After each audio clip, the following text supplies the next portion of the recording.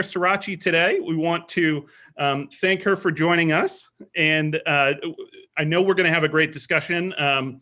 We sent her some questions to look over before today, so she should be ready. We'll see what we can throw at her. But I wanted to thank Rogers and Associates, who've been our sponsor to Hourglass, these First Friday Forum series for quite a while, and we just really appreciate their support. We would be at the Ware Center today, so we thank Millersville University and the Ware Center for their support and for hosting us. Typically, if it weren't for COVID, we would be there, but now we are on playing Celebrity Squares a little bit today on Zoom. So without further ado, I'd like to get us started here. Before we dive right into it, if you have questions for Mayor Sorace, can you please put them in the Q&A function on the bottom of the screen? There's a Q&A function, and then if you enter in your question, folks can upvote that question with the thumbs up button, and then at the end, we will try to get to as many as we can. So if you could please submit your questions in there. Mayor Sorace has graciously agreed to take questions from the audience, so appreciate that. So let's dive right in. All right, happy Friday, everybody. I think every week that we get through together is a success, so I hope everybody is doing well and staying safe. Absolutely, and coming up on a year here of COVID, well, I'm sure we'll be talking about that, but let's a general question first. Okay. So what are you most proud of in the last year?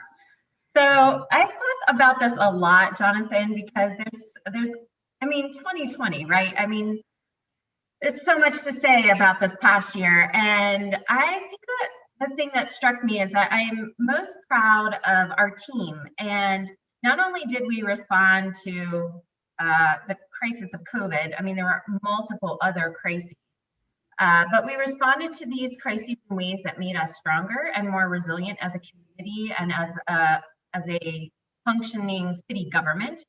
And at the same time, we also advanced some pretty important objectives. So on the whole, while some projects had to recede because of COVID, we were able to use this time when we could focus more internally. And so I'll just give a couple of examples. So we've reorganized our permitting and treasury functions to provide better customer service. We updated and reorganized our procurement process, which is really resulting in a lot of cost savings and a better process for everybody. And we've reorganized HR, which has led us to create a new position of leadership development and diversity manager. We're about to kick off, or we just kicked off the first management training that's ever been done throughout every department in the city. And so we've really taken advantage of this time, although it has certainly had its challenges. Yes. And so maybe some of those challenges we'll get to later. But what is the single most important issue facing Lancaster City right now? So I was asked this question at a Leadership Lancaster forum, and at the time I said racism.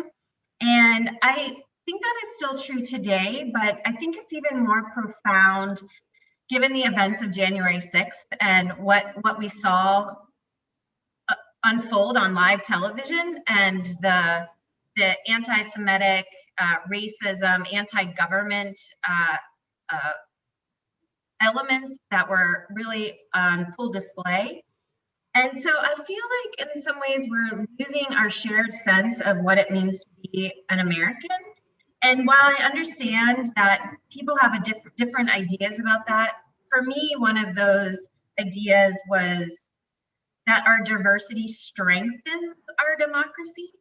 And I'm reminded of something Dr. Wuba said some time ago, which is that, if you are okay and your neighbor is not okay, then you're not okay. And that we are bound up, that this promise of America is bound up in our neighbors' well-being. And I'm afraid that the response to all of this has been fear, and the fear of losing something, while not thinking about how we can all achieve more. And this concept of equity has really struck me and is, to me, just an ongoing source of concern that I have for our city and our country. Absolutely. Yeah, well said. And that want to touch base on something you talked about a little bit earlier today, and that is COVID-19. So prior to the pandemic, the city was in the process of exploring a city public health department and what that might look like. What progress is made toward that goal? Is that something you're still considering? Yeah, so just to rewind, this came up really in 2017 as I was campaigning for mayor, and my opponent, Cindy Stewart, was championing a city health department. It was a platform that she was running on. And so after the election, we sat down and met and talked about this concept. And there were a lot of people, including Cindy, that were giving me some background information about Act 315 and what that looked like. And so while we couldn't fit it in my first year, we really took up an in-depth analysis in 2019 and early 2020. We were just about ready to make a go decision to launch a health department here in the city of Lancaster when the pandemic hit. And so the city had, with considerable assistance from LG, Penn Medicine, LG Health, conducted this analysis. And from the onset, we knew that what we were proposing was really different because, like, just so the audience knows, Act 315 predates my birth. Like, there's nothing that is current about this piece of legislation. And in fact, the way that it's set up, it really does not take into account unique aspects of the community. It also doesn't take into account how you can leverage the existing services that are already in place rather than duplicating them. So what we were really going for with the Department of Health was basically a new model for how to launch a health department. And so we wanted to avoid duplication. We wanted to avoid the expansion of government services, and we wanted to make sure that we could also access some additional funding that we felt was on the table, that but for a health department, we would be able to access. But it was all left on the table because what we learned at the start of COVID is we have to get going on contact tracing. Our Lancaster Health Center started it from the beginning. And we were getting really critical information from them about places in the city that, larger communities, apartment complexes, things like that, churches, et cetera, that were seeing widespread outbreaks. And so, okay, let's pivot. So we went to the Department of Health and said, all right, we're punting on a full health department. Can we scope this to just beginning contact tracing? And that's how we became the first municipality in the state to really begin this. And we did that through the end of June. And the idea was to pivot some of our employees that were furloughed to move into this new role.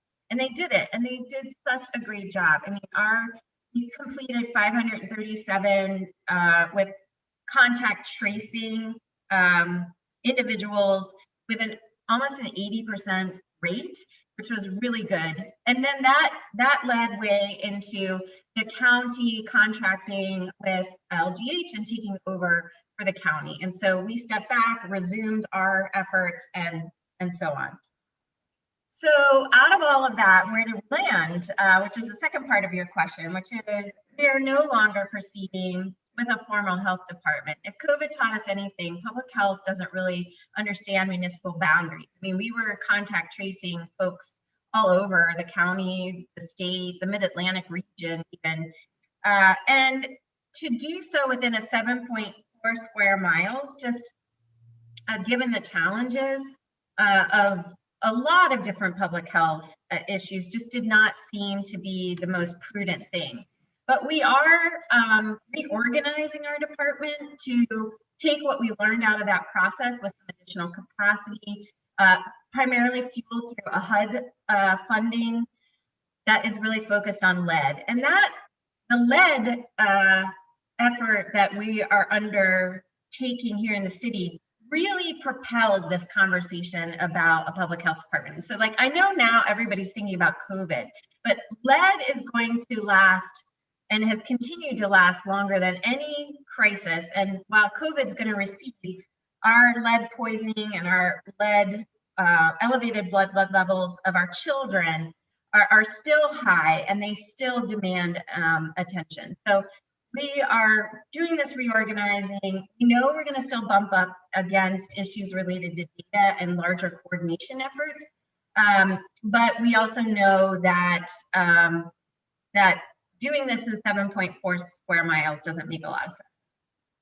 And one of those, a follow-up question to that is the lead grant that you got from HUD was pretty sizable for a city our size, which really underscores the need here in the city. How has that work started? Have you got underway with doing some remediation work?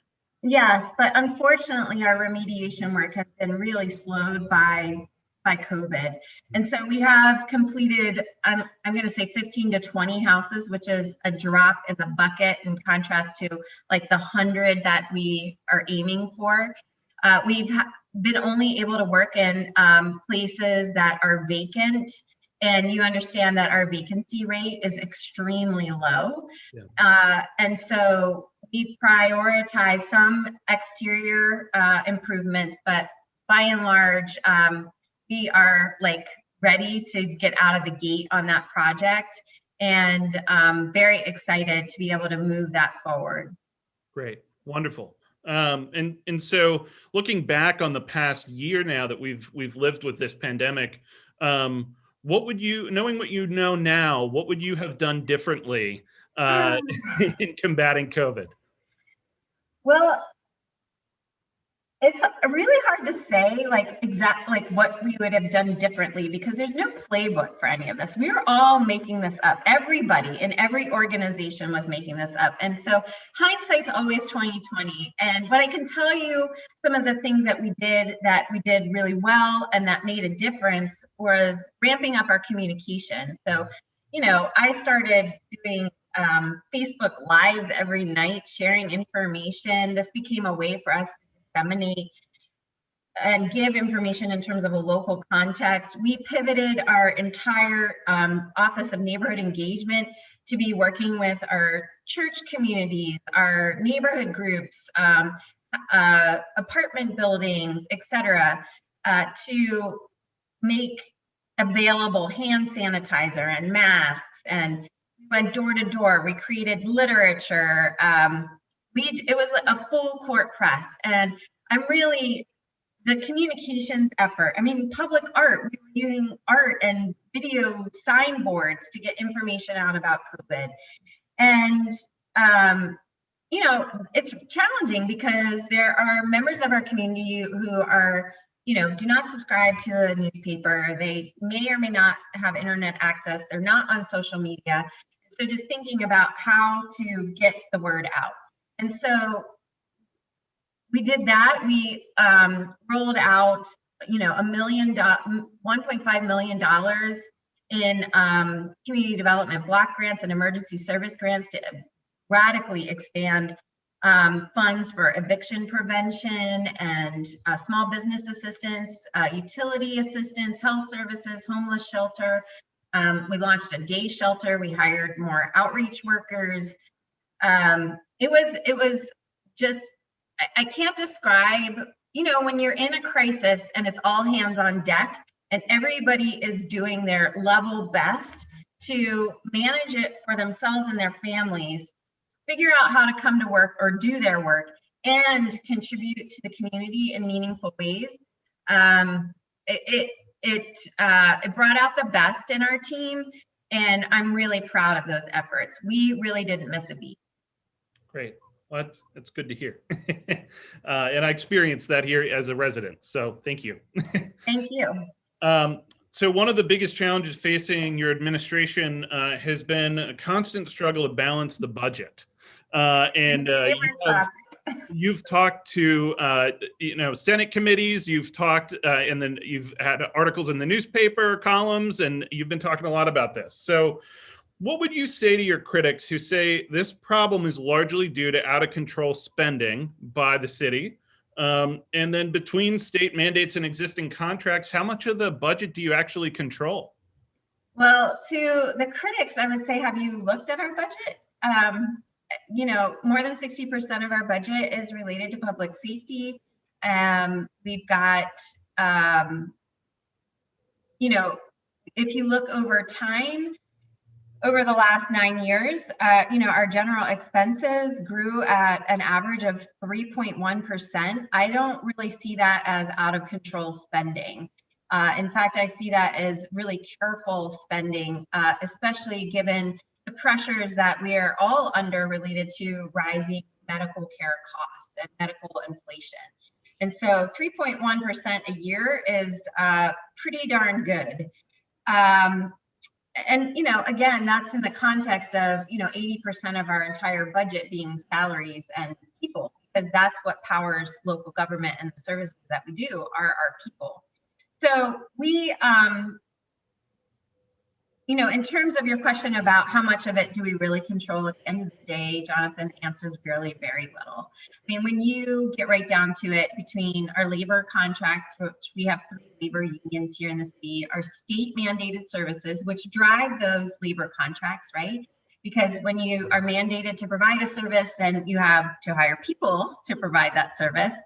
And our pension obligations, which we've done a lot, but we fundamentally, in order to make any changes to our pension obligations or even to our mandated services, we need some action in Harrisburg.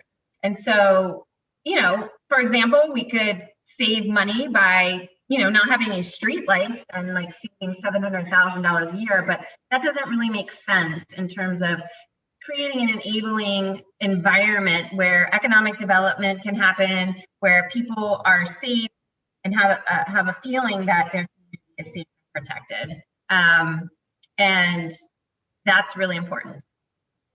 So Hourglass published a column in LNP this year arguing that Lancaster and other third-class cities need to be given tools from Harrisburg, as you just mentioned, to control their own budgets. And much of that, the limits of taxation and subjects of taxation, as well as expenditures, are a lot of that's mandated by the state. So what tools should the city be given to control its own finances, and why hasn't this happened?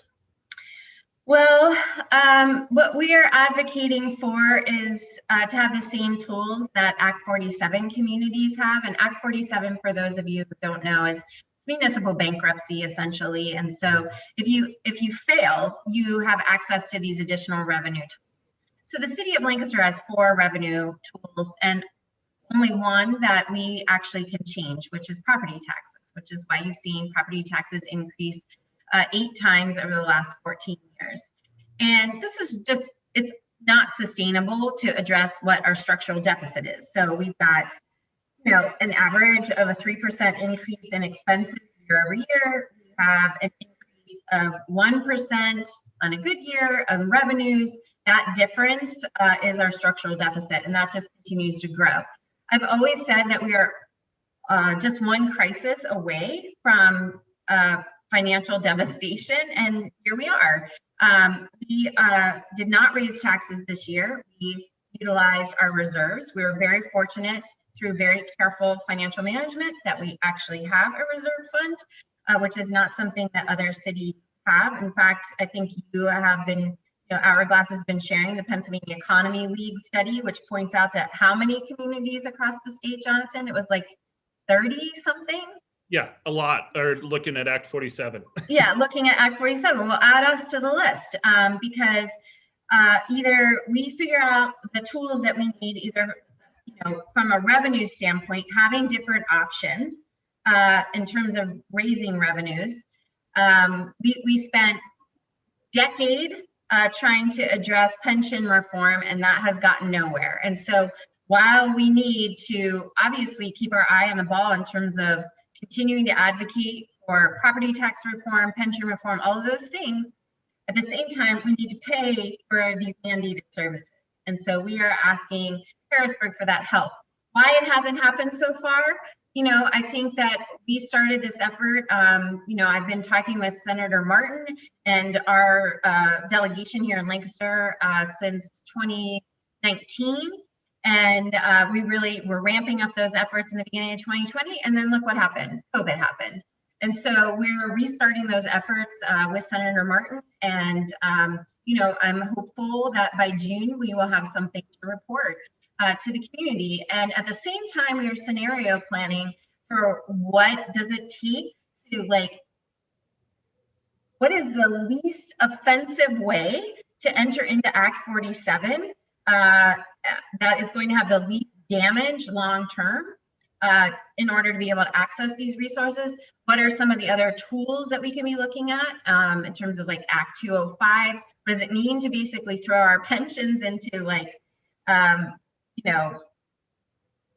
basically increasing the unfunded portion of our pensions by reducing their percent return? We're looking at all of that stuff. And it's a huge challenge, and we need the entire community to come together to get this done. So it sounds like some very ingenious budgeting has to happen. Looking at one of the things that we've looked at is something that has been talked about in 10, 15 years is looking at the local services tax under Act 47. Scranton just left Act 47, and they're going to be able to keep their increased tax. In Harrisburg, when they left, they were able to do that too. So it seems like there might be some pathways for that already in existence, but it's super frustrating. And I think we all feel frustrated by it. It's just trying to figure out how to navigate when everybody's got a slightly different deal. Every city has a slightly different deal. And I'd say, we've been doing a lot of the right things. And COVID has just, it's really going to hurt. And we don't have $5 million every year to just keep plugging the budget with. And that just means that we're going to either reduce services or raise taxes or some combination thereof. So those are the scenarios we're looking through right now. Yep. And in January of 2020, there was a report released, official financial condition assessment and trend analysis report. I have my marked up copy, Jonathan. Oh, there you go. That's big. And so maybe that's my question here in front of you. So this is very much like a summary report and had some ideas, a little brief analysis of kind of the history of finances in Lancaster. When can we expect? I think you've got the next installment there. When can we expect to see that? Yeah, so this is my marked up copy, and we literally just last week received the final draft from PFM. And so we're in the process of reviewing this final draft. And, I want to say that there's something in here that is just going to solve the problem, right? But what's interesting to me is that, on the revenue and expenditure side, a lot of the recommendations we're already working through.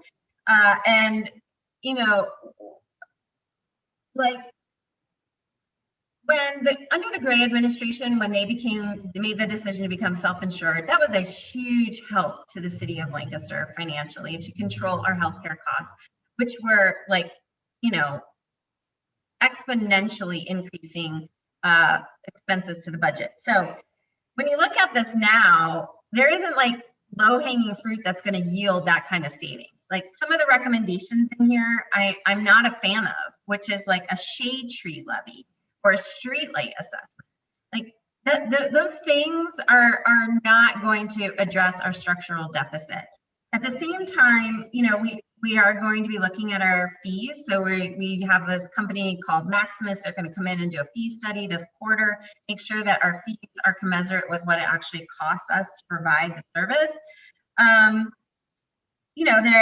They're suggesting changes in how our utility collections, like how we're collecting payment, which we are moving forward with that. And on the expenditure side, there just wasn't a lot there either.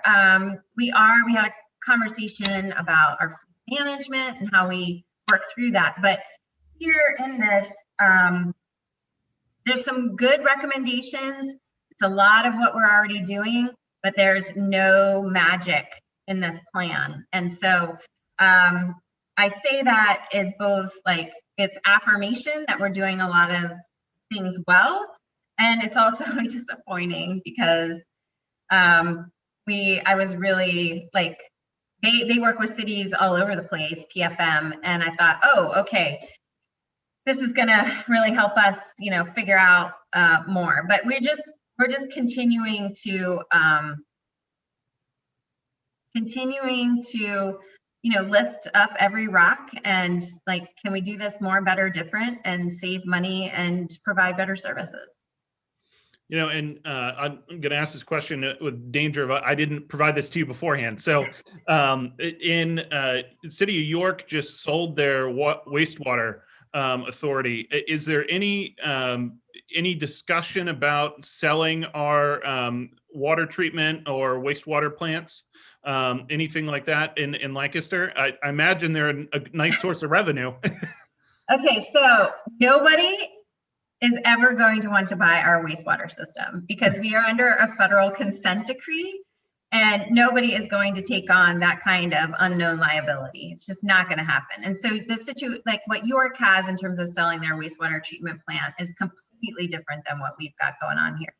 As it relates to our water, no. We generate that generates $4 million every year. For us to sell that,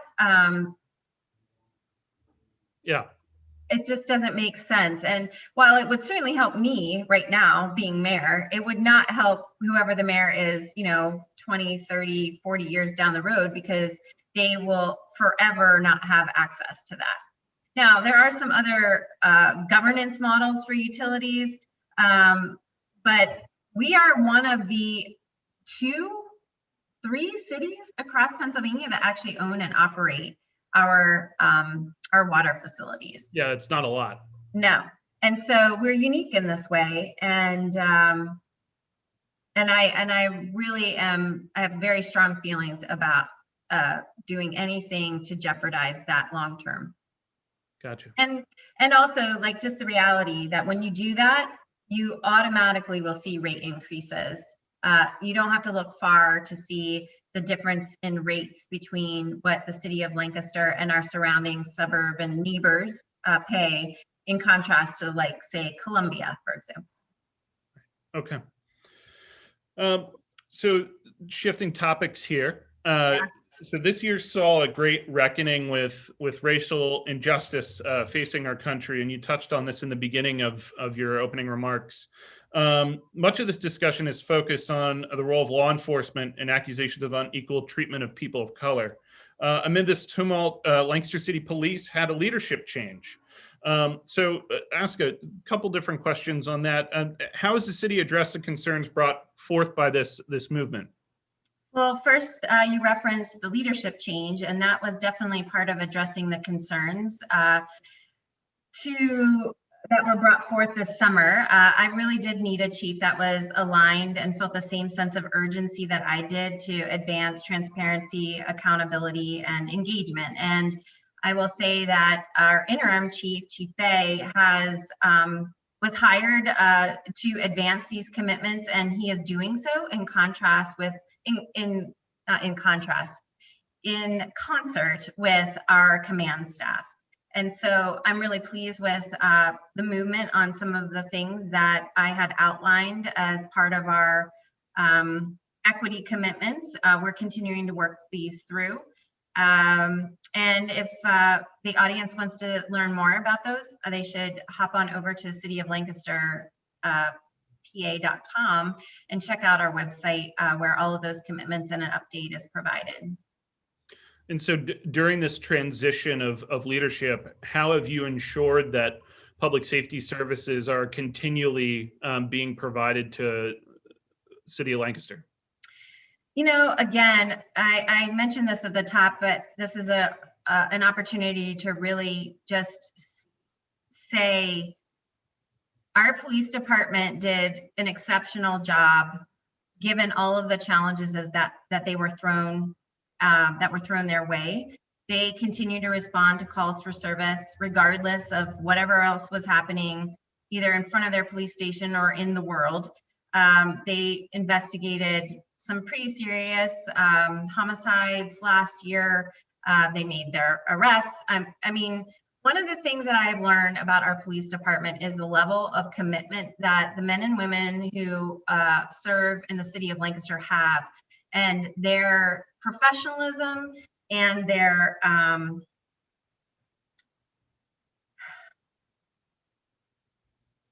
the value that they have in terms of serving the city and their care and concern for the city.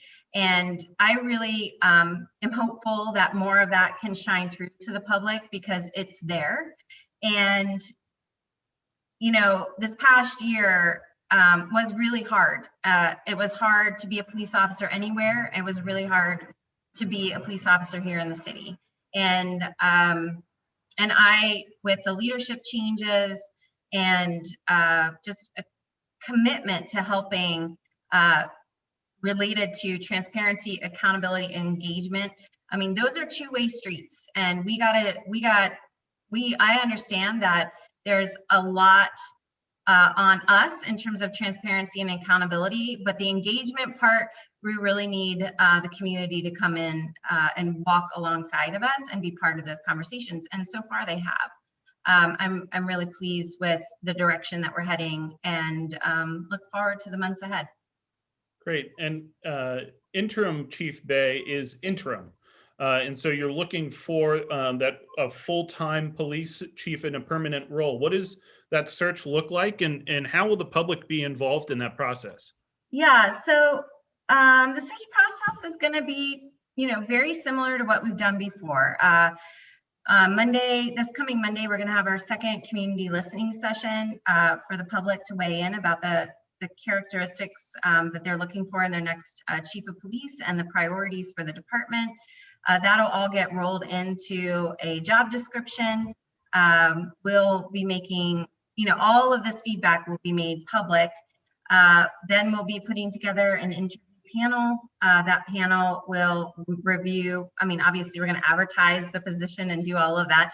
And then the interview panel is going to be comprised of community members, business leaders, clergy, representatives from the police bureau, the district attorney's office, the school district of Lancaster, you know, all of the major stakeholders, and they'll interview and recommend to me one or two, well, actually two, preferably, candidates that will be for my final decision and, you know, a vote from City Council. Okay, great. One of the things that, you know, we've looked at with the COVID and the impacts in downtown Lancaster in terms of the health of downtown Lancaster is the arts community. We're so lucky to have such a robust arts community here in Lancaster who've been very innovative this past year.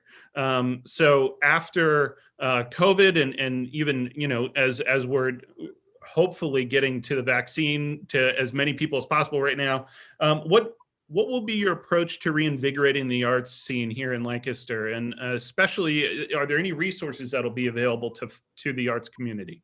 Yeah, so this is really where we need federal support to come in. And I'm anxious for whatever the next aid package is going to be to help our local communities recover. And definitely the arts community is part of that. You know, they were the first to close, and they're going to be the last to open. And it's the same with restaurants in terms of getting to full capacity. we now know that about the winners and quote unquote losers in COVID in terms of businesses. And we also recognize that these are the institutions that need the support longer. And now we need another round of that support. And so I continue to advocate with Governor Wolf and Senator Casey in particular, and also Senator Toomey, who I believe understands the economics of what we're up against at a local level. And so we just keep that conversations going. But I miss the vitality of our downtown a lot, and the vitality in our neighborhoods, and just it all just feels like so quiet. And I'm eager to get back, and I know I'm not alone. Definitely not. No. So I'd like to open up this discussion to questions from folks in the audience. So if you have questions for Mayor Sorace, anything that you'd like to touch on, please submit those questions in the Q&A function down on the bottom of the screen. And while I'm waiting for folks to submit questions, I'm going to ask another question to Mayor Sorace, and that is, where do we stand with the fire stations? I know that we did a bond issue to do 2 fire stations. Where does that all stand right now? So drive by West King Street, and you will see the new fire station that is taking shape, and it looks pretty amazing. I just want to give a shout out, because I think I see Commissioner Meekum has joined us, to say that we have Manheim Township and the City of Lancaster have entered into a collaborative relationship related to fire services, in which our fire department staff are sharing space with Manheim Township at their facility on Fruitville Pike. This has never been done before, and I just am really, really appreciative of the partnership with Manheim Township. And it's giving way to a lot of conversations about how we can work together to better serve our communities, Manheim Township and the City of Lancaster. So I'm really grateful for that, and I just wanted to give them a shout out. And also a shout out to Chief Kane at Manheim Township and Chief Little, who are very visionary in what they're thinking about. Fantastic. I love hearing about the shared services. That's great. So, another question that has come up here is, what would you say your top priorities are for the next year going forward? Yeah, so coming out of COVID and figuring out how to do that is definitely a top priority. We have a lot of projects that require community engagement in some form or fashion. And while we're doing a lot of that online through Engage Lancaster, I can't wait to get back to neighborhood meetings. There's a lot of work that's just, we need input before we move forward. I'm really happy that we were able to get Culleton Park done. There was just a tremendous amount of community input in that, in the redevelopment of that park. And if you haven't driven by, I hope you will. It looks beautiful. And so coming out of COVID is a priority. Obviously, dealing with our budget is like major priority. And how fast and how quickly we rebound related to COVID is obviously going to affect the appetite to be able to take this up, because there's just a lot going on, and we only have so much bandwidth. So those are 2 things that are top of mind for me. And then obviously all of our members of our executive leadership team, are working on just a lot of things. Yeah. Wonderful. And so a couple of questions coming through here from audience members. Bob Bowman says, do you expect outdoor dining to continue? I hope so, Bob. I think that people have really enjoyed the outdoor dining experience. And I think that's one of the things that from COVID that is really going to last.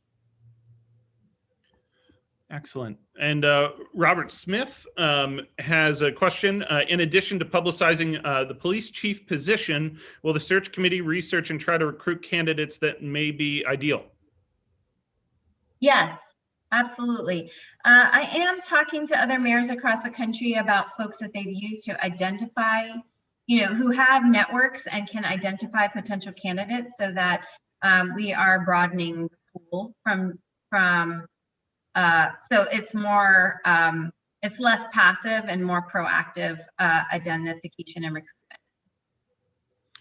Another question is, before the pandemic, there was a presentation, I think it was a couple months before the pandemic, presentation on the environmental initiatives that the city plans to undertake. I believe Douglas Smith led that session on what you plan to do to reduce your carbon footprint in Lancaster City. Are there any updates on that? Has that been put to the sideline because of COVID, or what?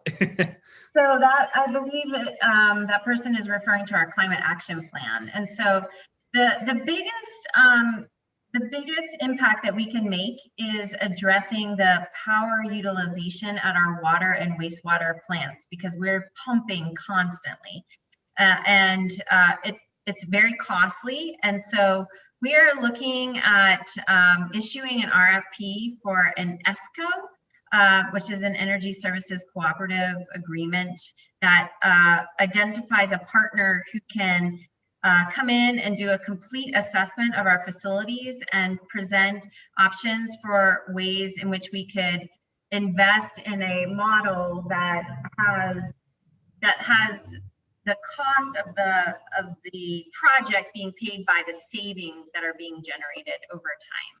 And so we're very interested in looking at that, because A, it saves money, and B, it hits our largest carbon contributor. Gotcha. Another question I see here is what would you say to folks who might want to develop in the city of Lancaster, or be developers, and find it a little bit more cumbersome to work in the city than maybe elsewhere, or at least express that? How would you respond to those folks? And how do we encourage development that's positive in the city? I have to tell you, we've been swamped with land development proposals. There are 700 to 800 residential units in the pipeline. Our team cleared just some, have been able to work with developers to advance some very significant projects in the city of Lancaster, while also securing the largest number of new affordable housing units in partnership with HDC as part of the 250 College Avenue redevelopment. And so I honestly, I'm not seeing that reticence about developing in the city of Lancaster. I believe that our team has continued to be very responsive, and if there is an issue in which people, have an experience that isn't positive and or helpful, then please let me know. Great. If anybody has questions, feel free to submit them here, or else I will be forced to make up questions for Mayor Sorace on the spot. But if you could keep submitting them, that would be great. I also just want to say that, our next city council meeting, I think it is, we are going to have Sharon Allen Spann on hand to talk about the work that we're doing around engagement, employee engagement, and there's a major part of that that's related to diversity, equity, and inclusion. So I'd encourage those of you who are watching now who are interested to listen in for that. And if you missed the council meeting, you can always hop over to our YouTube channel and watch, which has the opportunity to means that you can fast forward through the stuff you don't want to listen to. And Jess just texted me. It's Sharon is coming the second meeting in March, so end of March timeline. So if you're interested, and if you are also in a company who is working on DEI related efforts, this is an opportunity just to hear what we're doing. Great. There's a question here from Sam Meekum. What is going on with the former Stockyard Property and that partially built building originally intended to be a medical facility? Oh boy, I don't know. Is the honest answer to that. I had gotten an update before COVID that they were looking at restarting those efforts, Sam, but that has really stalled at this point, as near as I can tell. And I just drove by the other day to just have a look. So I don't know. I don't know. So what has been the role of the city in working with the school district in helping kids who are working remote? I know many different organizations in the city have been helping to provide some remote access to internet, but also education services. And there's a real need for childcare in the city. What's been the city's role in working with the school district? I mean, as it relates to that, we've been very facilitative in terms of making connections and helping to support the district with what it needs. But we are also really fortunate to have strong nonprofit and faith community partnerships that the district already has. And they really leaned on those relationships to help address those needs for students. I continue to meet regularly with Dr. Rao. This has been a really hard time to be making decisions about children and children's health and safety and learning. I'm really happy that our kids are back in school, including my own, even if it is just 2 days a week. It's been a huge mental health boost, I think, for the teachers. In fact, I just had a round of parent-teacher conferences this morning and talking with the teachers. These are folks that didn't ever meet, like they've never met these children before. And now they're walking into a classroom, in February, meeting them in person for the first time. And they're excited to actually see children, And so I can't overstate how grateful I am for our community and our school district, and it's just been really, really difficult. And so I am glad that we're coming out on the other side. Same. A question here from Mark Heath. Given the beginning stages of relationship with Manheim Township Fire, are there any discussions about exploring the creation of a regional fire department? Well, yeah, I mean, I think that that would be pretty incredible to think about a regional fire department. But I would say we're far from that at this point. There's a lot of different players that are involved, a lot of different municipalities, a lot of different structures that have been created. But what I will say is that the pressure on local municipalities to continue operating fire departments that are predominantly volunteer it's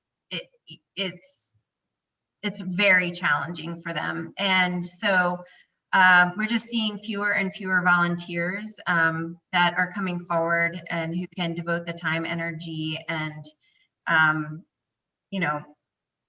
really the time to be able to be a volunteer firefighter. And then, it's just it creates a strange dynamic when there's some that are paid and some that are volunteer. And so more and more we're seeing across the Commonwealth of Pennsylvania, more cities, more communities having to significantly increase their taxes because they're needing to pay for what was previously free. Right. Chris Kennedy from Age to Age and with Lancaster Age Friendly said that there is a Zoom tutoring program that with SDOL where seniors, there's one-on-one reading support for elementary school. So that's a really neat program that I just learned about recently. So thanks, Chris, for sharing that. Nelson Longenecker from Four Seasons and a former Hourglass panelist said, is the city planning to get electric vehicles or is it being explored? Thanks, Nelson. Hey, Nelson. So we just had that conversation yesterday talking about fleet management and how we, this is just another place that we're investigating to try to see how we can control costs. So electric fleet vehicles are certainly on the list of things for us to explore. We're very fortunate that through the Lancaster Parking Authority, under Larry Cohen's leadership, we've really, all of our parking garages, almost all of them, have electric charging stations. And so there's a lot of infrastructure here to support more electric vehicles. And as a newish owner of an electric vehicle, I can tell you that I've really enjoyed not going to the gas station and literally plugging my car into the garage. So I think that there is a lot more opportunity there. We're a little challenged by the diversity of equipment that we have, from, double axle dump trucks to backhoes to paving equipment to, police patrol cars, fire engines, like the whole complement is really diverse, but there are certainly places in our fleet that we can be looking at electric sooner rather than later. Great question. So, one of the things looking at here in the city with the impact of COVID is parking revenue. So have you noticed parking revenue has dipped? Is that something that Larry's been talking to you about? Well, Larry, yes. I mean, we suspended parking enforcement for the first few months of COVID. Everybody was home, everybody was parking. It was a very challenging time while we were seeing less cars in the downtown and our parking garages. There were a lot of cars in our neighborhoods, and we definitely saw a drop off in revenues as it related to that. And still, there is not the kind of volume in our parking garages. And so, yes, it has really affected cash flow, both for the parking authority, but then also revenues that are shared with the city, primarily through enforcement and street sweeping in particular. So yes, that was one of our big six that we saw a big drop off in. And are there plans to raise parking rates to correspond with this lack of revenue or this? Not at this time. Okay, great. I think that we've gone through all of our audience questions and my questions that I've had here. So Danene, just want to thank you so much for spending time with us today. This was really enlightening for us and we covered a lot of stuff. Well, thank you, Jonathan. I really appreciate the opportunity, and I thank Hourglass for your continued thought partnership and some of the challenges that are affecting the city. I always appreciate some of the new ideas you're throwing our way for all things fiscally related in particular. So thank you. Well, we hope they're at least helpful or entertaining. So, but thanks so much for your leadership, Danene, and thanks to everybody who showed up to attend today. Appreciate it. Our big thank you to our sponsor, Rogers and Associates. Very much appreciate your support in these First Friday forums. Our next First Friday forum will be Friday, March 5th. And you will need to stay tuned for the topic of that presentation because we are still nailing it down. So I'm sure it will be excellent and it will be very entertaining. So thanks so much again, everyone, for joining, and have a great weekend. Thanks. Thanks.